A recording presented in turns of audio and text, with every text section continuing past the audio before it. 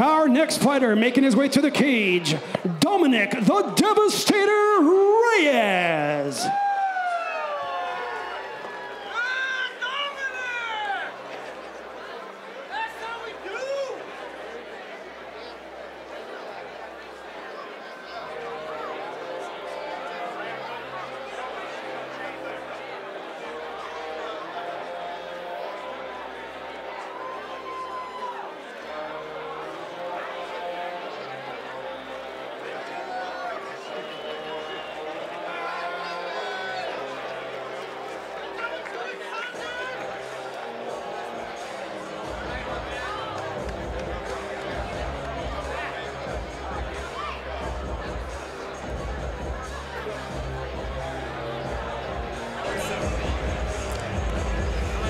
First up for this 205-pound affair, Dominick the Devastator Reyes.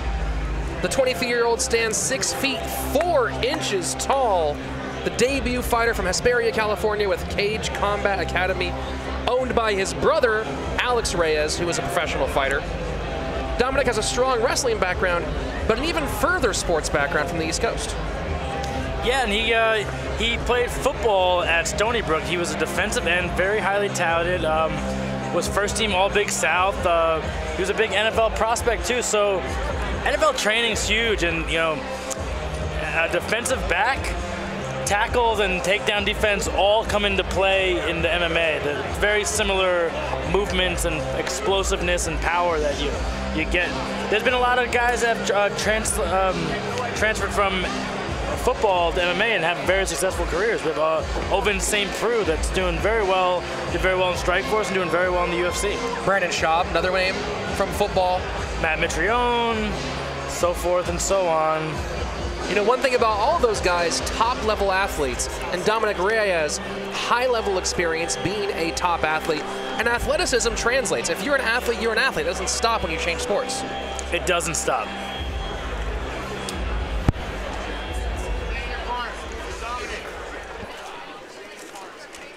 His opponent making his way to the cage, Renato Gudino.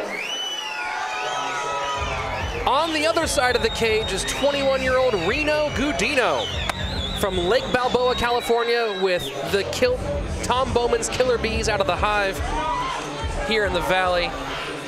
His background is Yate Kudase, which is the Hive's motto. It means just do in Japanese. My Japanese might not be up to snuff, but I know that's what it means. He wrestled for 1 year at Birmingham High School. The gym was down the street from his house, and he said, you know what, the hell with it, let's go in there and train. And then what pushed him into the cage was seeing his younger brother, Alejandro, fight at our last University of Mixed Martial Arts event.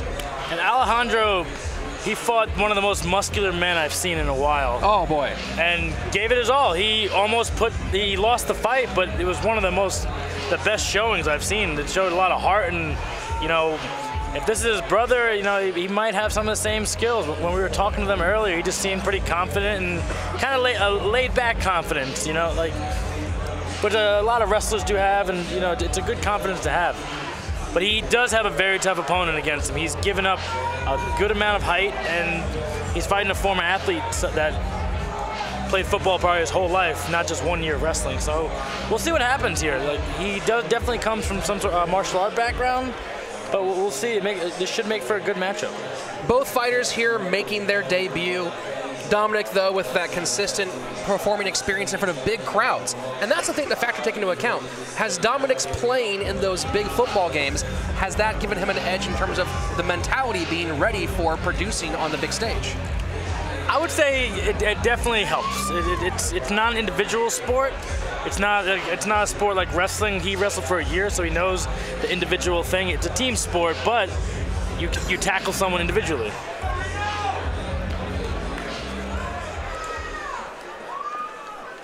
Our next fight of the evening is brought to you by OTM Fight Shop for all your MMA and Jiu-Jitsu needs. Scheduled for 3 2-minute rounds in the 205-pound division. Introducing first, fighting out of the blue corner, a freestyle fighter making his debut. He stands at 6 feet 4 inches tall and weighing at 201 pounds. Representing Cage Combat Academy from Hesperia, California, Dominick the Devastator Reyes. And his opponent across the cage, fighting out of the red corner, a Kenpo practitioner making his debut. He stands at 5 feet 10 inches tall and weighing at 186 pounds, fighting with the Hive from Lake Balboa, California, Renato Gudino. Man in charge of the action, Red Francisco. Dominick Reyes in the black trunks, Reno Gudino in the gray camouflage trunks for this 205-pound affair here at the University of Mixed Martial Arts. It starts here. Quick jab from Dominick, and a couple shots, drop Gudino. Reyes all over him, pouring it on early. Gudino, though, searching for that takedown, trying to change the momentum. An outside single, looks like somewhat of a guillotine attempt. Does a great job of taking the back, landing some big shots. Reyes, the quick starter here in round number 1, all over Gudino. Gudino bloodied early. Very dominant performance so far. Reyes coming out super strong, trying some sort of Kimura twister setup here. Might get reversed if he doesn't keep his hips high, and he does. You know, Gudino really used to training jiu-jitsu with guys bigger than him. He rolls all the time with his younger brother Alejandro, who's a heavyweight. So he's used to being under people who are significantly bigger than him. He's getting flattened out here. He needs to at least bump. He needs to do some hip bumping, roll. This is the most dominant position in MMA when you take someone's back. The most high percentage for finishes and submissions as well. Blood already coming from the nose of Reno Gudino, but doing a good job staying in there, fighting off the submission attempt. But here we go. A choke. Now it's under the chin. And there is the fight right there. Round 1 submission victory for Dominick the Devastator Reyes. And yes, he was devastating tonight. And there we have it. Dominant performance from a fellow Long Island football player. Even though he's not from Long Island, he represented. Representing the area. You got to be impressed with the rush of Dominick Reyes. How do you train for getting used to someone coming right at you at the starting gate like that? You have training where you tell someone to come at you at the starting gate. You just get used to it? Well, the more you spar, the more you train, you get used to different type of styles. But as a coach, if you're, let's say, Renato's coach, you put guys in scenarios. I'm a big, like when I train guys, I do scenario training. I'll start guys fully in submissions, completely locked. Start different scenarios. Say, hey, you can't punch with your right hand. You only punch with your left. It teaches you, when you get hurt in a fight or something bad happens, how to adjust, how to move on, how to, keep your composure. Once you lose your composure, it goes downhill, and if the other guy is gaining confidence, usually the fight gets stopped pretty soon after that. We didn't get to see much of Reno Gudino so far. He's from a big fight family. His brother Alejandro later on tonight's card, and his youngest brother Luciano is going to be fighting probably within the next couple of years. But on the other end, we got to see a lot from Dominick Reyes. Very dominant performance. The third man in the ring, Red Francisco, brings a fight to a halt 1 minute, 22 seconds into the first round. Your winner by way of tap out due to a rear naked choke out of the blue corner, Dominick the Devastator Reyes.